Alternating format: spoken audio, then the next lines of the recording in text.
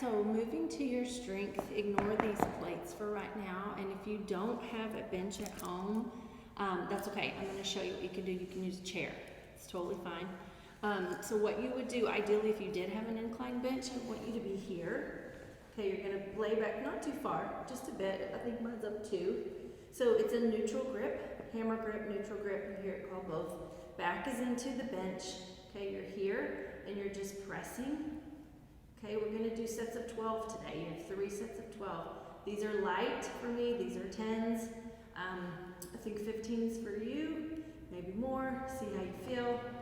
Okay, straight up, straight down, straight up, straight down. Then after that, you're gonna come to a seated position. So again, if you don't have a incline press, just lay yourself somewhere on a bench or even flat on the ground and just do a chest press from there with that neutral grip. So after that, sit up, you're coming here, keep that same neutral or hammer grip, and you're doing bicep curls, okay? Elbows are into your ribs. The curl is only coming from your bicep, no swinging, okay? Isolated curls right here.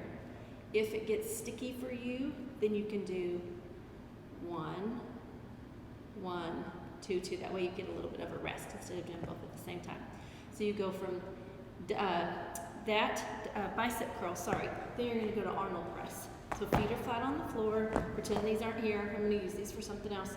So feet are flat on the floor, dumbbells are here, touching, and then you're gonna come up and around and touch at the top. Down, big circle, touch at the top. Down, touch at the top. Again, make sure those biceps are back by your ears, not forward. We're here, okay? Neutral spine, engage your core. Don't overflex that back. Stand up nice and tall. Engage your core, belly button to your spine. All right, so you do 3 sets of 12 of those. Then when you're finished with your upper body, we're gonna move to lower, and that's where these guys come into play. So if you don't have plates, you can use, if you have books, you can stack some books. Just make sure they'll hold your weight. You know, that they're not little flimsy books, that they're nice and supportive, hardbacks or whatever. Books, plates, anything you can get to get a little height, and it's okay even if it's higher than this. This is just kind of making do.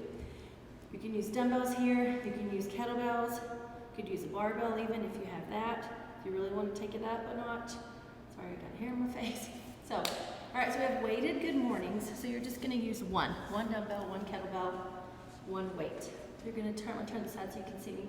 So weight's gonna go on your back. Okay, feet are underneath your hips. You're hinging at your hip and pushing your glutes backwards. Engage your core, keep a neutral spine, fold. Once you're about parallel to the ground, squeeze your glutes and come up, okay? We've got 12 of these. These are weighted good mornings, okay? After that, you're gonna go to deficit sumo squats. Still just one dumbbell, 1 kettlebell, 1 thing. So you're here. So the deficit's gonna kind of pull you down a little bit further in your range of motion. You're gonna come here. I have pretty decent range of motion, so this is enough for me. I could use some like even boxes or 2 benches or 2 chairs, but to start out with, this would be plenty of height for you. You wanna keep your shoulders back and engaged. You wanna sit up nice and tall, and you're gonna squeeze when you come up, driving those knees out. Remember, knees over toes. We talked about this the other day. I'm a stickler about your squat form. When you get here, drag those knees out to the side. Push them out. Okay. Let that dumbbell kettlebell hang. Squeeze and come up. You have 10 there. Then you have cyclist squats. I prefer you to hold both. 1 book, 1 plate, 1 something to stand on. Your heels are going to go on that, and toes are on the floor. So this squat, your legs are closer together, all right? You're going to come down to touch the ground, straight up, down, straight up, down, straight up. So the difference here is my heels are propped up, right? So what I'm doing is forcing those knees to go over those toes. Continuing in that recovery, that progression, working on those joints, especially for your knees. That's good. We want to put those knees over those toes as much as we can.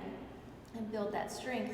So when we're walking, turning, twisting, doing laundry, doing dumb things, we don't tear our meniscus, we don't hurt our anything about our knees because we put them in this situation. This is part of the stuff that I love, the knees over toe stuff that I push a lot. So this puts me in that position in a squat.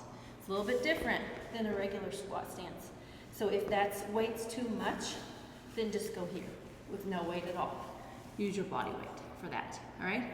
3 sets of 12 for this too, and then you're done, and then we're gonna move to your back on.